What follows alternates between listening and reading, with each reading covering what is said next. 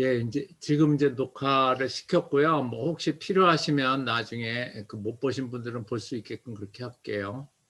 예, 저는 이석주고 뭐 잘 아시는 분들은 있을 거고 성공하는 PMO 책을 썼고 그다음에 2597 책을 썼습니다. 전부 이 두 개는 다 실무적인 내용이에요. 그러니까 제가 오늘 얘기하고 이런 내용들은 실제 제가 겪었던 그런 내용 중심으로 이해를 해주시면 되고요. 뭐 나머지 거는 이제 나중에 자료 보시면 제 경력 참조하시면 될 거고요. 오늘 이제 우리가 얘기해야 될 내용은 바로 이 6가지입니다. 예, 6가지인데 네, 이게 다른 분들이 이게 들어온다고 했는데 이게 들어온 건가? 첫 번째가 요구사항하고 이 WBS가 이게 일치되지 않고 우리가 프로젝트가 진행되는 사례가 너무 많아요. 그래서 이제 제가 매핑되지 않은 요구사항과 WBS라는 걸로 얘기를 했고, 그 다음에 이제 두 번째 설명을 드릴 내용이 보통 통상적으로 범위 계획을 완료한 다음에 일정 계획을 수립을 해야 되거든요. 그런데 우리는 범위 계획하는 중에 일정 계획을 수립하는, 제가 이제 지금 자문하고 있는 프로젝트에서도 그렇게 해서 그때 쓰는 PMIS 시스템 화면하고 그것까지 좀 제가 설명을 드릴 거고요. 그 다음에 위기 관리에 대해서 많은 사람들이 이 사후 관리로 알고 있어요. 어제도 어제가 아니고 그렇죠. 어제죠. 어제도 그런 회의에 가서 얘기를 했더니 사람들이 막 놀래더라고요. 위기 관리가 사전 관리예요? 막 이렇게 얘기를 하는 그런 분도 있었고, 그 다음에 이제 공정표라고 하면 대부분의 이제 간트 차트를 사용을 하거든요. 그런데 이제 이 간트 차트 가지고는 납기 관리가 불가능한데 많은 현장이 간트 차트를 가지고 납기라고 할 수 없는 거죠. 그냥 그림에 보이는 시작일과 끝나는 날만 가지고 관리하는, 그래서 그러한 사례가 있어가지고 그 얘기를 좀 말씀을 드릴 거고, 그 다음에 이제 우리가 계획을 왜 세우느냐 하면, 계획을 왜 세우냐면 실행하는데 문제가 없게 하기 위해서 계획을 세우는 건데, 그렇지 않은 분이 이제 있는 거죠. 그 얘기를 좀 말씀드릴 거고, 그 다음에 이제 진척 관리 왜 하는 거냐. 사실 진척 관리라는 거는 프로젝트가 어떻게, 어떤 모양, 어떤 형태로 진행이 되느냐 하는 거를 알기 위해서 우리가 진척 관리를 하는데, 우리는 그냥 계획과 실행을 대비하는 그런 정도로 되게 진척 관리를 하죠. 이건 잘못된 거로 이제 우리가 얘기할 수 있습니다. 그래서 오늘은 이 6개 내용을 가지고 좀 제가 설명을 드리고, 다음 달에는 여기 5가지에 대해서 좀 설명을 드리겠습니다. 그래서 오늘 시간이 뭐 요건 다음번에 제가 좀 더 구체적으로 설명을 하고요. 넘어가겠습니다. 이제 첫 번째가 아까 얘기했던 이제 요구사항하고 WBS인데, 여러분들이 요구사항하고 WBS가 이게 어떻게 그런 매핑이 돼야 되느냐라는 아마 궁금하실 것 같아요. 이제 보통 통상적으로 고객 쪽에서는 이렇게 요구사항을 이제 얘기를 하죠. 뭐 어떤 고객 이른 요구사항 1번, 뭐 요구사항 3번, 뭐 이런 식으로 막 이렇게 크로스되게 이제 요구사항들이 나온단 말이에요. 예. 그러면 이제 고객 쪽의 측면에서 보면 이 요구사항을 다 이행하는 것이 바로 범위에 대한 정의가 되겠죠. 그러니까 고객이 생각하는 범위는 바로 이 요구사항을 합친 게 그 범위라고 하는데, 그러면 이제 수행사 쪽에서 보면 수행사 쪽에서는 이제 웍이죠. 그 웍이 나오면 이제 그 웍을 누가 수행하느냐 하는 거죠. 이제 뭐 우리가 보면 통상적으로 IT 쪽에서는 개발자라고 이해를 하시면 되고, 그다음에 뭐 건설 쪽에서는 현장 작업자라든가 뭐 이런 거예요. 그래서 이렇게 보면 수행사 쪽에서는 이 웍을 모으면 이제 이게 이제 그 수행사의 입장에서 본 범위가 될 거예요. 그런데 이제 통상적으로 그러면 이 범위는 다 같아야 되잖아요. 고객사나 수행사나 예, 범위가 같아야 되는데 이게 같지가 않는 거죠. 이건 왜 그러냐면 요구사항과 웍을 매핑하지 않았다는 그런 내용이에요. 그래서 이 부분을 지난번에는 제가 소개를 안 드리고 유튜브에서는 소개를 했는데 좀 이렇게 우리가 설명을 할 수 있죠. 그러니까 고객 같은 경우에는 요구사항은 대개 이제 그 말로 돼 있어요. 그래서 우리가 requirement statement라는 말을 많이 쓰이죠. 그래서 아프리카 코끼리를 나무로 만들어 주세요. 이렇게 얘기를 한단 말이에요. 네. 그럼 이제 수행사는 이제 나무를 잘라 가지고 이 아프리카 코끼리를 만들어야 될 거예요. 그러면 이제 requirement는 이렇게 하나로 되어 있는 거예요. 아프리카 코끼리를 나무로 만들어 달라는 requirement인데 수행사 쪽에서 보면 이게 이제 뭐 규모가 커지니까 이제 작업자들이 이렇게 논아서 work 1은 이 꼬리 부분만 하고 work 2는 이 다리를 모아서 해주고 그다음에 work 3는 이제 몸을 모으고 그다음에 work 4는 이제 이 머리통을 이제 우리가 그리는 거죠. 그러면 이제 이 사람이 요구가 이행이 되려고 그러면 이 requirement는 이 work 1과 work 2, work 3, work 4가 되고 이거를 고객이 합의를 해주면 우리는 이제 어떤 개별 요구 사항이 명확해졌다 또는 우리가 가시화됐다 이렇게 얘기를 하는 거예요. 그러니까 여러분들이 볼 때 requirement 하나에 work 하나가 1대1로 매핑이 되는 게 아니라 requirement 대 requirement 하나에 뭐 여러 개의 work이 붙을 수가 있고 뭐 그러한 현상으로 이해를 해주시면 돼요.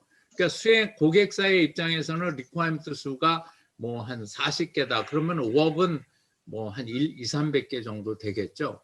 이러한 식으로 돼 있는데 그 요구사항이 아까 얘기했듯이 고객이 말하는 요구사항과 수행사가 요구하는 사항이 고객은 requirement로 범위가 결정이 되는 거고 수행사는 이 work으로서 이제 범위가 결정되는 거죠. 이제 요렇게 이제 우리가 되면 요구사항이 명확해졌다라고 얘기를 하는 거고 요구사항이 이제 제대로 매핑됐다라고 얘기를 한 거죠. 그래서 이제 요거를 우리가 좀 더 구체적으로 설명을 드리면 아까 얘기한 거예요. 그 요구사항의 명확하라는 건 고객의 입장에서는 이러한 요구, 이게 프로젝트의 범위인 거예요. 그 다음에 수행사의 입장에서는 이렇게 work을 정의하는 거죠. 예. 그러면 고객이나 이 요구사항이 이게 같아져야 되는 거예요.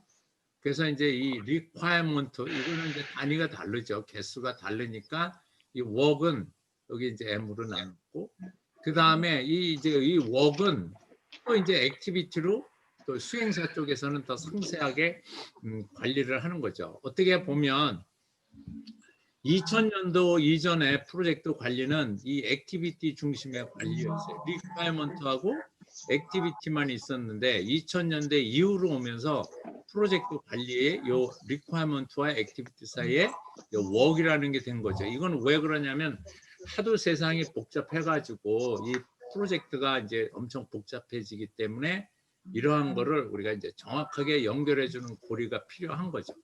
그래서 이제 우리가 그 웍이라는 그러한 개념, 다시 말해서 웍 패키지라는 개념을 우리가 들어온 거죠. 그래서 이제 우리가 요구사항이 명확하다고 하면 이 requirement의 합과 웍의 합과 액티비티의 합이 같아야 되는 그거네요. 그래야 우리가 뭐라고 얘기할 수 있냐면 요구사항이 명확하다라고 할 수 있는 거죠.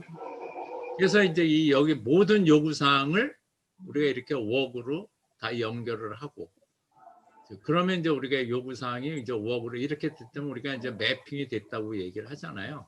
그러면 이제 이 매핑된 근거로 이제 우리가 여기에서 액티비티가 정의가 되면 바로 어떤 얼개가 만들어지냐면 WBS라는 얼개가 만들어지는 거죠. 저 소음들은 조금 좀 안 나게 해주세요. 네. 자, 그거를 우리가 이제 그 프로젝트 관리에서는 어떤 절차로 이게 진행이 되냐면, 여러분들 잘 아시다시피 요구사항 수집, 요구사항이 이건 이제 고객 사이드죠. 그래서 여기 발주자 쪽에 고객 사이드에서 있고, 그 다음에 이제 우리가 범위 정의를 하면 이게 이제 범위 기술서 또는 과업 지시서라는 우리가 이제 산출물로 만들어지는 거죠. 그러면 이제 그 고객의 입장에서는 고객이 끝나는 거고, 이제 그 다음에 수행사 쪽에 가면 이 WBS를 이제 작성이라는 프로세스를 통해서 WBS와 이제 WBS 딕셔너리가 만들어지는 거고, 그러면 이제 여기에서 요구사항하고, 여기는 이제 요구사항을 갖고 있고, 이쪽은 이제 그 웍을 갖고 있는 거죠. 그러면 이제 얘가 정확하게 매핑이 돼야 되는 거예요. 아까 세 개의 그 방정식이 합이 같아져야지 우리가 범위가 올바른 건데, 통상적으로 우리나라 현장에서는 이러한 매핑을 진행을 하질 않아요. 대개 보면 한 85% 정도 맞고 15%는 잘 현장에서 안 맞아요. 그러면 이걸 어떻게 하냐면 우리는 프로젝트 끝에다가 놔두고 그때쯤 해결을 하는 거죠. 그러한 현상이 많은 거예요. 이건 진짜 잘못된 거거든요. 그래서 이제 제가 요거 때문에 그 잘못된 사례 번호 1번을 준 건데, 그래서 이제 요렇게 하고 여기에서 WBS 작성이 되면 이제 여기에서 여기 WBS 딕셔너리에서 액티비티가 정의가 되면서 요걸 기초로 해가지고 우리가 이제 플랜을 짤 수 있는 그런 내용이 되는 거죠. 그래서 프로젝트 관리에서는 이러이러한 절차를 거쳐서 하게 돼 있는데, 우리는 이걸 안 하는 거예요. 이걸 하지도 않고 자기네들끼리 요구사항이 명확하다고 그러고 다음 단계로 넘어가는 경우가 왕왕 많다는 거죠. 그래서 정답은 요대로만 하면 되는 거예요. 지금 요 절차대로만 하면, 저절로 우리가 틀리면 이게 이제 매핑이 확인이 돼야지 우리가 다음 활동 정의까지 넘어갈 수 있는데, 이런 부분을 안 하고 넘어간다는 게 첫 번째 그 사례가 되겠습니다. 자, 그 다음에 그 범위 계획하고 일정 계획 수립에 대한 내용이에요. 이건 진짜 그 제가 지금 하고 있는 사이트인데, 이게 여기 보여지고 있는 게 이게 지금 제가 그 하고 있는 사람들이 갖고 있는 PMIS의 툴이에요. 여기 보시면 WBS라고 돼 있죠. WBS라고 돼 있고 막 레벨이 막 이렇게 쭉 내려가는 걸 볼 수가 있습니다. 그리고 이 레벨마다 시작일과 끝나는 날이 있어요. 시작일과 끝나는 날이 있어요. 이것부터가 잘못되는 거거든요. 그런데 이 사람들은 그냥 감으로 여기다가 집어넣고 이걸 그냥 계획으로 잡아버리는 거예요. 이건 잘못된 거죠. 현재 이제 이렇게 한다는 거죠. 그리고 요걸 가지고 이제 여기에서 그 웍 패키지 레벨로 간트 차트를 만들어요. 그래 놓고 또 뭐 좀 프로젝트 관리를 안 되는 사람은 그 간트 차트를 가지고 또 S 커브를 하는 아주 이상한 그 일정 계획을 수립하는 걸 볼 수 있는데, 이건 되게 틀린 거죠.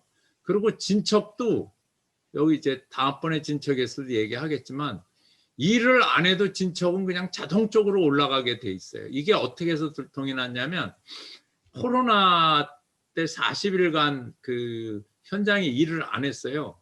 그랬는데도 보니까 진척률이 올라가더라고요. 그래서 제가 이게 이 사람들이 이런 식으로 하는구나 하는 거를 그때 좀 알았는데 틀린 거죠. 그래서 이제 그 다음 제 슬라이드에서 어떻게 하면 정확하게 하는가 하는 거를 좀, 뭐 여러분들은 다 아시겠지만 현장이 지금 이렇게 일을 하고 있다는 거예요.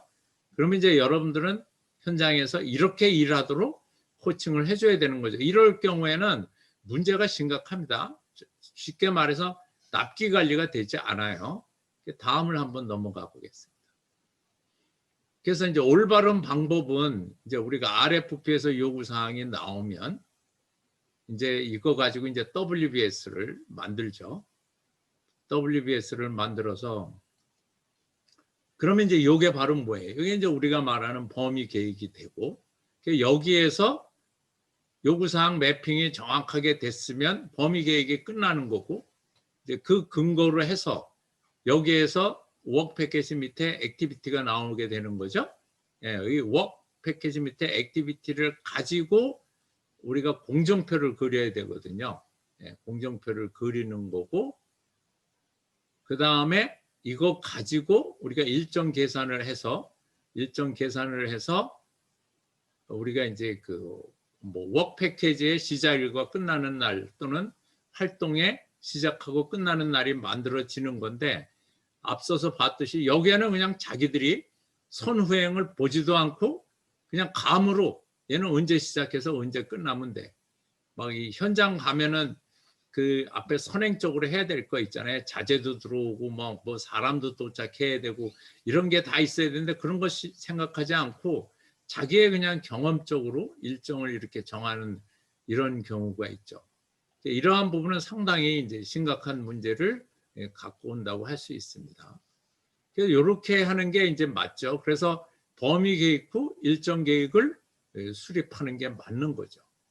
실질적으로 우리 프로세스에서도 어떻게 됐냐면, 프로세스에서도 아까 이제 우리가 한 건데, 여기에서 활동이 정의가 되면 활동 선후를 정렬해서, 여기 이제 프로젝트 공정표 뭐 잘 아시겠죠? 공정표가 나오고, 그 다음에 활동 기간, 여기 뭐 자원에 대한 계획 같은 걸 넣어서 활동 기간이 선정이 되면, 이제 그 다음에 이거 가지고 뭐 일정 계산을 통해서 상세 일정표가 나오고, 상세 일정표가 나오면 우리가 이제 여기에서 워크 패키지의 시작일과 끝나는 날을 바인딩 해주면, 이제 범위 계획과 일정 계획에 대한 여러분들이 이제 걱정할 수 있는 게, 범위 계획과 일정 계획이 서로 떨어져 있기 때문에 얘가 이제 바인딩이 안 됐다고 생각을 하시는데, 여기 상세 일정표가 얘네들의 액티비티들의 아버지가 뭐예요? 워크 패키지잖아요.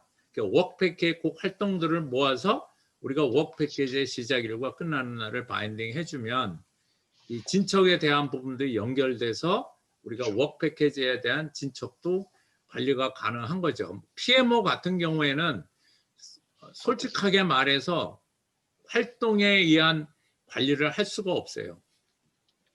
또 워낙 액티비티도 많고, 그래서 이제 PMO 같은 경우에는 주로 워크 패키지에 의한 프로젝트 관리를 하는 거죠. 그래서 어떻게 보면 계획하는 단위도 그 워크 패키지 단위로 우리가 이제 선호도 정렬을 하면서 마치는 그런 그 방법도 실제 실무에서는 저는 그렇게 합니다. 그런 방법도 있습니다.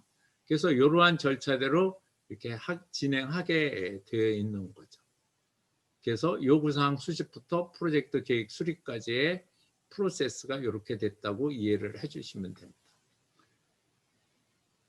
다음번에 이제 세 번째는 이 리스크 관리예요. 이거 오늘 조금 전에 이걸 고친 건데 사람들이 많이 오시네요. 보통은 이제 사후 관리하는 거죠. 우리 같은 경우에는 이게 이제 뭔지 몰라요. 여기에 뭐가 일어나는지 모르는데 뻥 터지면 여기 위기가 발생이 된 거예요. 그러면 이때부터 우리는 위기를 정의하고 해결을 해나가는 거죠. 그러니까 이건 사후 관리라고 얘기를 하는 거예요.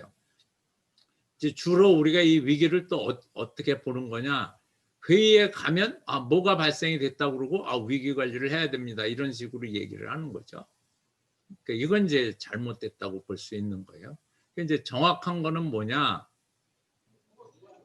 요금 좀 나중에 다시 와서 또 정확한 거는, 사실은 그 위기는 우리가 사전에 정의하는 거거든요. 여기 뭐라고 되어 있냐면 프로젝트 결과에 영향을 주는 위험한 요인이거든요. 일어날 수도 있고 안 일어날 수도 있어요. 리스크에는 뭐 테크니컬 리스크도 있고 뭐 프로젝트 리스크도 있고 비즈니스 리스크가 있는 거예요. 자, 그래서 실질적으로 보면 이거는 사람마다 다 틀린 거죠. 사람의 성향에 따라서 다 틀리기 때문에 대개 위기는 사전 정의를 우리가 하는 거예요. 예. 그래서 정의를 해놓고 얘가 어떤 현상을 가져올 거다라고 우리가 이제 이렇게 영양선을 그려 놓는 거예요. 주로 위기는 발전의 형태가 이제 컨선, 염려나 그 뭐 우리가 우려 뭐 이런 얘기를 할 수 있죠. 그 다음이 컨선이 좀 심해지면 리스크죠. 아직 그 리스크는 그 발생하지 않도록 하는 거잖아요. 얘가 그게 위기 관리니까. 그 다음에 리스크가 발생이 되면 이제 우리가 문제 또는 사고 관리로 이렇게 얘기를 할 수 있는 겁니다. 그러면 이제 여러분들 고민이 이 영향력을 보고 내가 여기서 이 리스크를 해결해야 될지, 내가 여기서 이 리스크를 정리해야 될지, 그 다음에 진짜 영 못하면 그냥 일어난다면 내가 해결해야 될지, 이제 이러한 부분을 우리가 이제 결정을 해야 되는데, 이제 그러한 부분이 바로 요거를 언제 우리가 해결해야 되느냐 하는 게 이제 위기관리의 가장 본질이라고 이해를 해주시면 됩니다. 그래서 이제 저 같은 경우에는 프로젝트 초기에 아무래도 이제 초기 요때죠. 초기에는 엄청나게 할 일이 많으니까 이제 위기만 정의해 놓고 되게 바라보고 있다가 그 다음에 이제 실행 단계로 넘어가면 적당한 시점을 골라서 이 위기를 우리가 해결을 하는 거죠. 위기를 해결한다는 얘기는 위기가 뭐 만약에 예를 들어서 뭐 어떤 게 걱정이 된다 했으면 뭐 그런 부분은 사람을 투입한다든가 뭐 이런 식으로 해도 위기를 해결하는 그런 내용을 볼 수 있는 거죠. 자, 그래서 요 앞을 한번 다시 가보겠습니다. 실질적으로 왜 위기가 여러분들한테 위험한 거냐면 이 위기가 대개 일어나는 시점, 우리가 정의하지 않고 관리하지 않았을 때 이 위기가 언제 일어나냐면 전체 예산의 90% 정도를 다 사용을 했을 때 위기가 일어난다는 거예요. 예. 그러니까 예산의 90%를 다 사용을 했으니까 얘가 일어나면 우리가 만약에 이러한 아까 얘기했듯이 계획 단계에서 이 위기를 정리하면 그 얘 때 들어가는 돈의 한 200분지 1 또는 뭐 400분지 1의 돈으로 이 위기에 대한 부분을 우리가 해결을 하는데 이제 얘가 빵 터지게 되면 예산은 다 쓰고 10%밖에 없는데 이러면 이제 우리는 프로젝트에 대해서 뭐가 문제가 되는 거예요? 예산도 초과고 그 다음에 얘가 가만히 있겠어요? 이제 납기도 문제를 가져오고 품질도 가져오는 아주 그 엄청난 그 뭐라 그럴까요? 그 현상을 우리한테 제공해 준다고 이렇게 볼 수 있는 거죠. 자, 그래서 이제 뭐 여러분들 잘 아시다시피 우리가 이제 리스크를 뭐 여러 가지 빈도수나 영향력으로 해가지고 이 얘기는 뭐예요? 자주 일어나는 놈, 그다음에 영향력이 큰 놈, 얘네들을 가지고 우리가 위기 리스크 그 지수로 만들어서 우리가 이제 위기 관리를 하는 거잖아요. 그러니까 다시 말해서 우려되는 거를 우리가 프로젝트 하다가 걱정되는 거는 리스크로 정의한 다음에 적당한 시점에 해결하는 게 위기 관리다. 그래서 사후 관리가 아니라 사전 관리인데 우리나라 같은 경우엔 사전 관리하는 게 하나도 없어요. 다 사후 관리 중심으로 위기 관리를 하고 있다는 것을 좀 말씀드리고 싶어서 요걸 넣고요. 그래서 이제 이 프로세스를 보면 뭐 차트에서도 우리가 이제 뭐 선제 위험 요소 같은 거 만들어주고 PMO가 선제 위험 요소 같은 거 자기 경험한 걸 토대로 해서 얘기를 쭉 해주는 거죠. 그러면 이제 그것이 이제 어느 정도의 확률로 일어날 건지 영향력이 어떤 건지 해서 우리가 이제 리스크 지수를 우리가 하는 거죠. 그러니까 필요한 위기들을 다 정의해 놓고 그 다음에 우리가 위기 지수를 계산을 하는 거죠. 그랬을 때 그 지수가 이게 어느 정도가 높다, 뭐 낮다 하는 거를 이제 정하는 거고 만약에 이제 위기를 좋아하는 사람일 경우에는 아무래도 이쪽으로 많이 가서 이제 자기가 관리해야 될 위기를 정하는 거죠. 예, 만약에 이제 그 리스크를 선호하는 사람들이 있잖아요. 리스크를 선호하는 사람이면은 아무래도 이제 뭐 요 밑에 있는 애들은 다 위기 정의에서 빼버리고 그러니까 위기는 정의했지만 관리는 하지 않고 그렇고 그 다음에 리스크를 싫어하는 사람은 그죠? 여기에 뭐 예를 들어서 요 초록색만 빼고 나머지 것만 관리한다든가 우리가 이렇게 되죠. 그래서 이제 여기 위기 식별 평가 해가지고 그 실질적으로 위기 처리까지 이런 걸로 가 있고요. 그 다음에 영향력을 우리가 주간 회의를 통해서 계산을 하는 걸로 이렇게 되어 있습니다. 그래서 우리가 프로젝트 관리에도 이렇게 하라고 했는데 이렇게 안 한다는 거죠. 그래서 이제 지난번에 제가 설명할 때 그냥 개념만 설명을 했고 오늘은 이렇게 프로세스까지 제가 집어넣어서 좀 준비를 해봤습니다. 자, 그 다음에 이거 아까 어디서 보던 거죠. 간트 차트 사용으로 납기 관리가 불가능한 거다. 그러니까 우리의 프로젝트는 납기를 관리하지 않는다고 보는 거예요. 그러니까 쉽게 말해서 납기라는 거는 모든 요구사항이 끝난 그 시점, 그게 이제 납기죠. 그 다음에 모든 뭐 웍이 끝나야 되는 건데 이제 우리 같은 그거를 이제 우리가 언제 해야 되냐면 이 납기 관리는 주간 보고 월간 보고 때마다 다 내가 지금 하고 있는 게 납기를 준수할 수 있느냐 하는 거를 지속적으로 체크해야 되는데 우리는 앞서서 얘기했듯이 이 간트 차트만 사용을 하고 있는 거예요. 그러니까 납기의 시작일은 여기고 끝나는 거는 이거죠. 지금 그림으로. 그러니까 어떤 일정 계산도 해가지고 납기를 정한 게 아니라 감으로 시작일과 끝나는 날을 정한 거예요. 마일스톤도 똑같아요. 그래 놓고선 뭐 이게 언제까지 달성된다고 그러는데 실질적으로 프로젝트 하다 보면 이렇게 끝나는 게 없죠. 그래서 실적이 막 이런 쪽으로 이렇게 다 붙을 수가 있습니다. 그러면 이제 얘가 늦어지면 분명히 공정상 이 뒤로 늦어지는 게 보이는 건데 간트 차트에서는 그냥 이러고 끝나는 거예요. 왜냐하면 시작일은 여기 있고 끝나는 건 아직도 여기 있으니까. 그러니까 우리는 그 현장에서 이것만 가지고 하면 안 되는 거죠.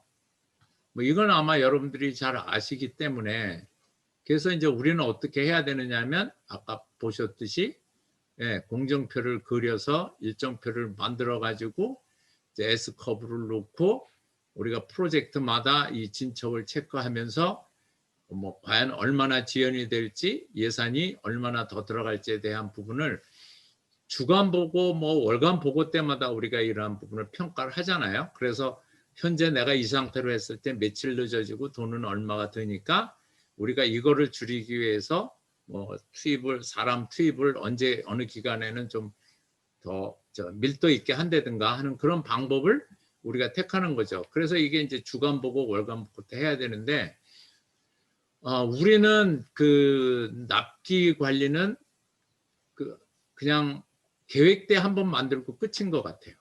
그래서 그런 부분이 이제 상당히 문제가 되는데 이제 그래서 제가 적은 게 납기 관리를 할 때 가장 그 베이스 되는 엔티티는 이 활동입니다. 액티비티 중심으로 만들어져야 되는 거죠. 물론 이 액티비티는 이 여러 개의 액티비티들은 그 머리가 웍 패키지니까 관련되어 있는 웍 패키지를 가지고 이제 당연히 웍 패키지에서 정의된 액티비티를 가지고 하겠죠.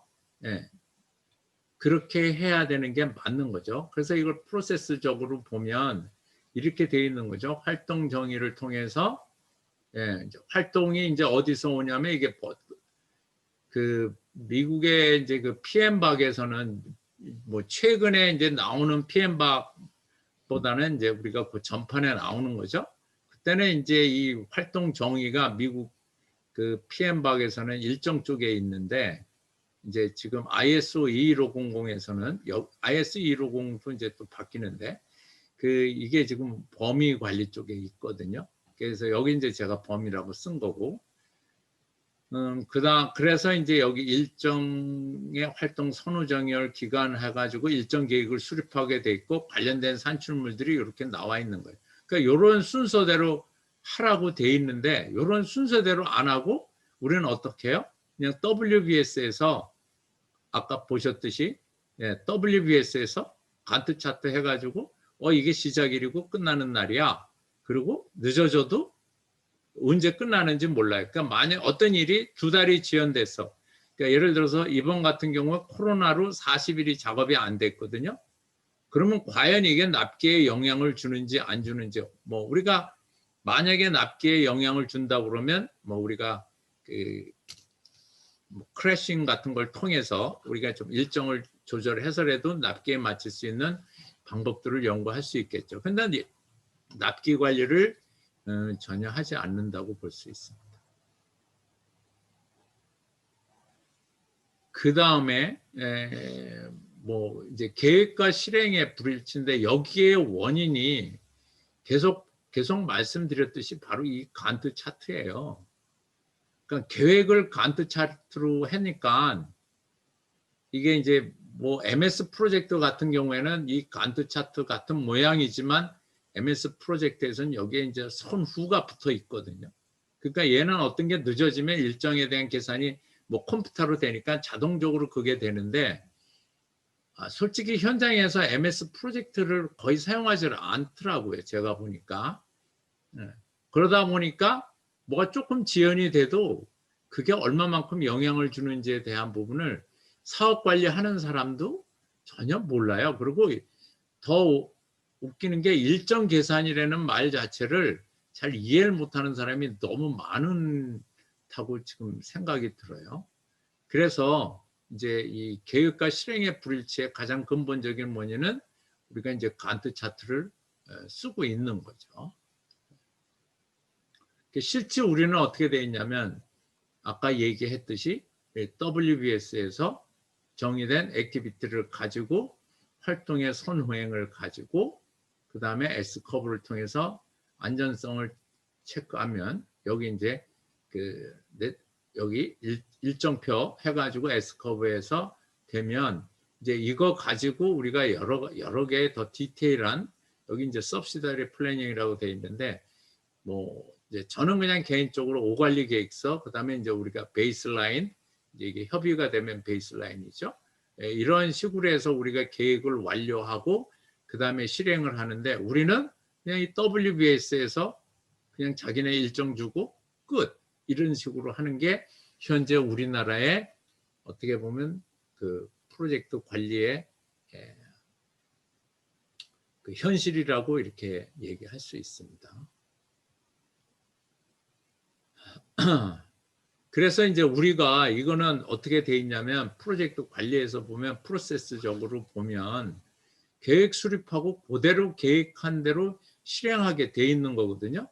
여기 이제 프로젝트 관리 계획서가 있고 그다음에 여기에 이제 우리가 그 진척 보고서가 이 산출물들이 다 들어가는 거고요. 그다음에 여기에 이제 뭐 이슈로그나 체인지로그나 그다음 리스크 레지스터라는 산출물들이 이쪽에서 다 만들어지면 아까 얘기했듯이 이 프로젝트가 지금 어떠한 상태다라고 우리가 예측이 가능해지는 거거든요. 그러니까 다시 말해서 납기 달성이 가능한 건지 예산을 너무 초과하지 않은 건지에 대한 부분을 우리가 이걸 분석을 할 수가 있거든요. 이게 이제 우리가 계획대로 가는 건지 그다음에 일정이 요만큼 지연됐고 비용이 이렇게 초과되고 있는데 이걸 이제 주관회의에서 진척해서 이걸 보고 매번 우리가 이걸 이제 우겨 넣는 거죠. 그게 바로 이게 컨트롤인데 이제 이러한 부분이 거의 없이 프로젝트가 진행되고 있다는 거죠. 그래서 이제 계획하고 우리는 실행이 별 의미가 없어요. 계획은 그냥 보고용 계획 짜고 그다음에 실행은 알아서 그냥 자기네들이 하는 거예요. 근데 실질적으로 프로젝트 관리에서는 이렇게 하게 돼 있다는 거를 이제 뭐 여러분들은 더 잘 아시니까 제가 설명을 드리고요. 그 다음에 진척 이게 이제 그 마지막 오늘의 이제 마지막 사례가 되죠. 사전 예측이 불가능한 진척 관리다. 계속 얘기를 해왔지만 우리는 진척 쪽에서 내 프로젝트에 대한 예측을 하는 거는 기대하기가 힘들어요. 왜? 이 원형인 간트 차트를 쓰고 있기 때문에 그런 거죠. 이건 지금 MS 프로젝트에서 요건 계획한 대로 실행되고 있다는 걸 보고 볼 수 있고 MS 프로젝트에서는 뭐 선후가 연결되어 있는데 그 대부분의 아까 여러분들이 보셨던 그 이러한 일정표들이 이게 지금 우리나라 이게 그 포스코에서 그 개발한 그 프로젝트 관리 그 시스템이에요. 말씀 PMIS예요. 그리고 금액도 이게 꽤 되는데 이런 식으로 돼 있어요. 그런데 내가 물어봤거든요. 일정 계산하는 그게 있냐고 그랬더니 그거 자체를 개발자가 이해를 못해요. 그 이유는 대부분 사람들이 이런 방법이 이게 맞는 건 줄 알거든요. 그러니까 이 방법대로 IT 쪽에서는 시스템 하는 사람이 개발해주고 그 다음에 진척은 이런 식으로 나가는 거예요. 그러니까 일 안 해도 그냥 가중치를 줘서 뭐 한 주에 뭐 0. 얼마씩 이런 식으로 자동적으로 올라가게끔 이런 식으로 해놓은 거예요. 그러다 보니까 항상 모든 프로젝트가 계획 대비 실적이 95%, 97.5% 그런 식으로 지금 되고 있는 걸 볼 수 있죠. 더 웃기는 건 95%, 97.5% 진척률인데 프로젝트에 문제가 많다고 뭐 공기 만회 대책을 하라고 하는 게 또 우리 발주자 쪽에 또는 그 감독관들의 현실이더라고요. 사실 제가 프로젝트 해보면 그 95%를 맞춰가기가 상당히 힘든데 이 사람들은 97.5도 만족이 안 되는 것 같아요. 근데 그거는 이제 잘못된 거죠. 그래서 우리가 이제 진척을 통해서 프로젝트가 앞으로 어떤 방향으로 갈 건지에 대한 부분을 하기 위해서 우리가 주간 보고하고 월간 보고 회의를 하는 건데 우리는 보고하는 날만 프로젝트 관리하고 그 다음에 그냥 토의만 해요. 의사결정도 하지 않고. 그러니까 뭐 나오는 게 없는 거예요. 그러니까 자기의 면피성 발언만 하는 게 진척관리회의다라는 게 이제 제 느낌이에요. 그래서 실질적으로 진척관리는 우리가 앞서서 그 계획과 진척을 놓고 얘가 얘는 이제 계획이고 그러면 일정이 얼마나 늦어지고 비용이 초과가 되는지 그 공공 쪽에 가보면 우리 같은 경우에는 그 IT 쪽 프로젝트에서는 그 고정가 우리가 계약이기 때문에요. 돈이 얼마나 들어도 추가되는 비용을 주지 않아요. 그러니까 대개 원가 관리를 잘 안 해요. 그러니까 우리는 납기 관리만 하든가 아니면 뭐 산출물 관리 쪽을 이제 많이 하는 그런 경향을 갖죠. 그렇지만 우리가 통상적으로 일반적인 프로젝트에서는 일정하고 비용 이 부분이 이제 초과가 되면 이게 어떤 이유에서 왔는지 우리가 관리도동을 그려서 우리가 해결하게 돼 있는 거죠. 그 다음에 그 이제 진척에 대한 부분에서 계획 대비 우리가 실적을 비교하고 그 기간에 대한 부분 언제 해결할 건지 그 다음에 그 이슈는 사후에요. 그냥 내가 마음에 안 들거나 갑자기 어떤 일이 막 우리가 정의되지 않은 게 일어나면 이제 대개 이슈라고 우리가 얘기를 하죠. 그 다음에 이거 계획하고 그 실행이 도저히 맞출 수가 없으면 우리가 변경이라는 거를 이제 우리가 해서 이것만 관리하는 게 그 진척의 올바른 의미예요. 네, 그래 놓고 이걸 관리하는 의미도 결국 이런 애들이 결국 납기에 어떠한 영향을 끼치느냐에 대한 부분을 조사하는 게 바로 그 올바른 진척 관리의 의미다라고 얘기하는 거예요. 이거 프로세스가 빠졌네요. 네. 그래서 오늘 그 제가 이 6가지 그 사례에 대해서 제가 설명을 드렸습니다. 뭐 오늘 강의는 오늘 제가 말씀드릴 내용은 요거고요. 뭐 혹시 질문 있으시면 질문을 해주시죠.